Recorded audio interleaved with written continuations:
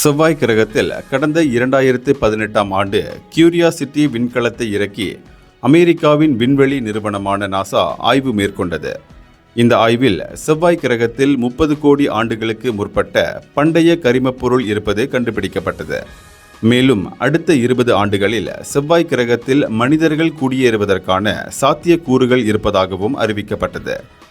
மேலும் செவ்வாய் கிரகத்தில் ஆய்வு மேற்கொண்ட ஐரோப்பிய விண்வெளி நிறுவனம் பூமியின் மத்திய ரேகைக்கு அடியில் தூசி நிறைந்த பனிக்கட்டிகள் இருப்பதை கண்டுபிடித்து தண்ணீர் இருப்பதை உறுதி செய்தது.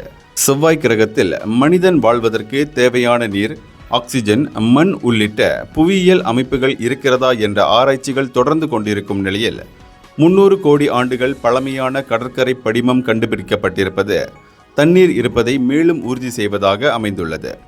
ஆனால் இந்த கடல் நீர் பூமியில் உள்ளது போன்று உப்புத்தன்மை கொண்டதா அல்லது தண்ணீர் போன்று சுவையானதா என்பது உறுதி செய்யப்படவில்லை. இந்தியர்களின் இதய குரல் மக்களோசை.